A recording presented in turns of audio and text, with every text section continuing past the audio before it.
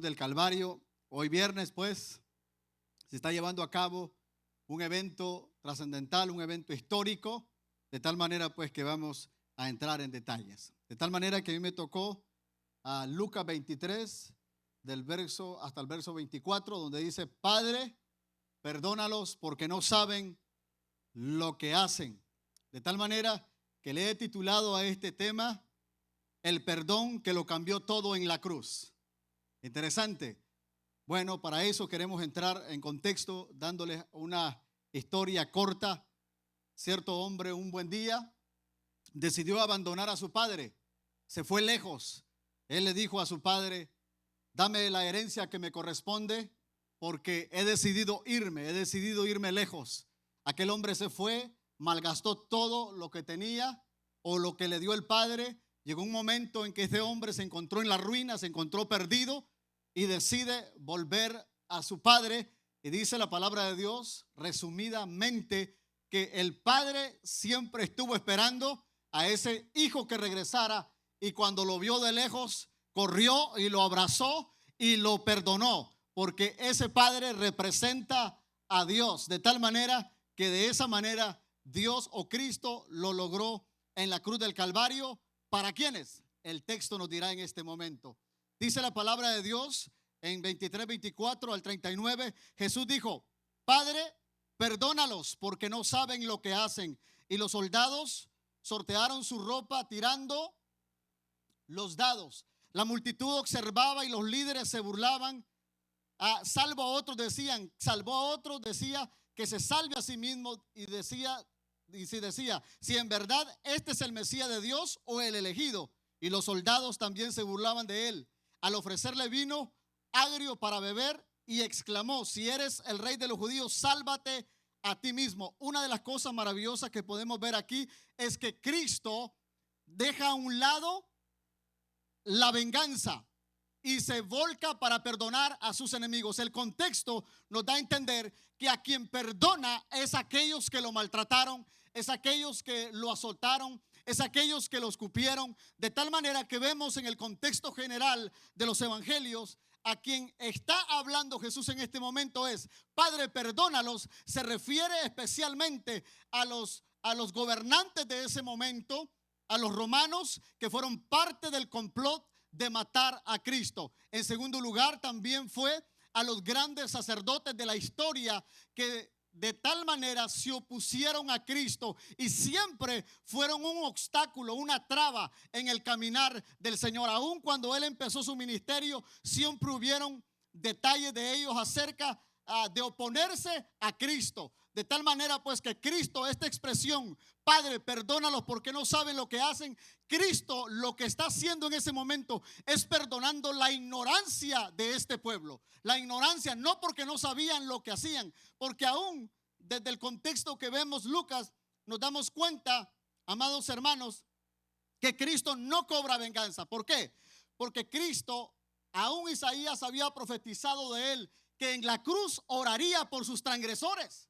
De tal manera, pues, que Cristo está cumpliendo una profecía en la cruz del Calvario. En el Isaías 53 vemos a un Jesús perdonando a aquellos que se levantaron contra él. También Jesús enseñaba que nosotros debemos amar a nuestros enemigos. Así que Cristo traía en sí una personalidad de no cobrar venganza cuando alguien se levantaba contra esa persona o contra él. Eso nos enseña a nosotros también como cristianos, a que nosotros nos necesitamos hoy en día perdonar. Necesitamos no cobrar venganza cuando alguien se levanta contra nosotros. Y eso es lo que Cristo nos está enseñando en este proceso, a que nosotros debemos de perdonar a quienes se levantan contra nuestra vida.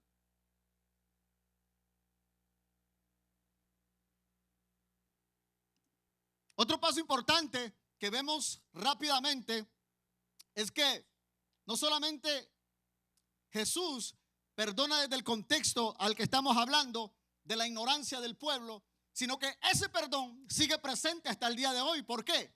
Porque en el mismo contexto podemos observar a un hombre, pero dice la Biblia: pero el otro criminal protestó: ¿ni siquiera temes a Dios ahora que estás condenado a muerte? Nosotros merecemos morir por nuestros crímenes, pero este hombre nada ha hecho. Aún ese perdón y esa expresión de Cristo abarcó a la vida de un hombre que se volca a Dios en ese momento. Y un detalle importante que aprendí fue que Lucas solo menciona a este hombre diciendo que reconoce su falta, que reconoce sus crímenes, que reconoce su vida en pecado. Pero Marcos y Mateo me llamó la atención porque me tiró un texto de referencia diciendo que en el principio Mateo dice que los dos se burlaban de Cristo.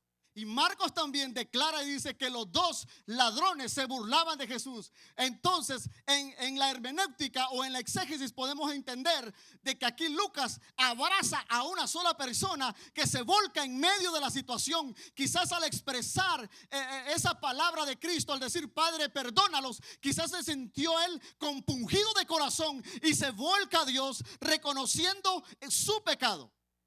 Él reconoce su pecado.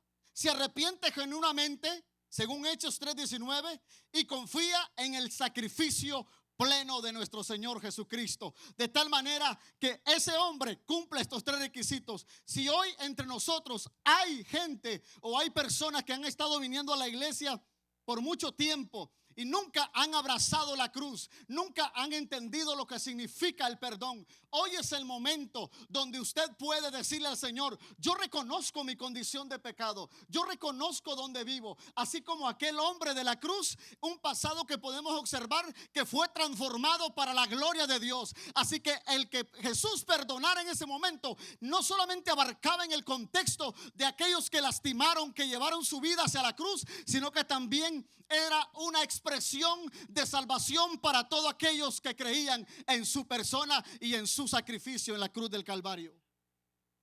Otro punto importante y dato importante es este.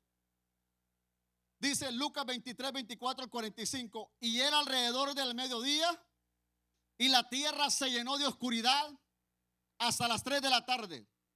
La luz del sol desapareció y de repente la cortina del santuario del templo se rasgó por la mitad. Bien, aquí podemos observar un dato muy importante.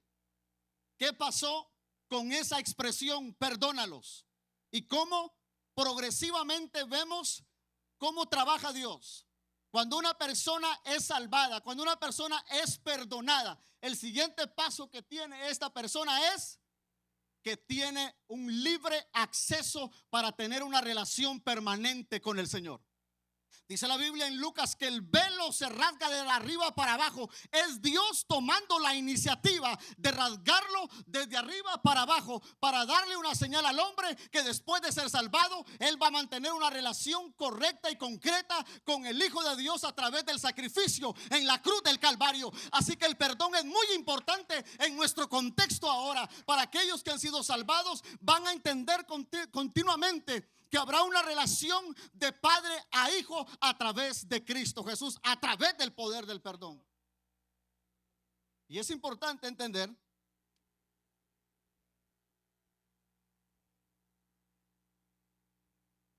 que en este proceso el fin del sistema sacrificial levita termina.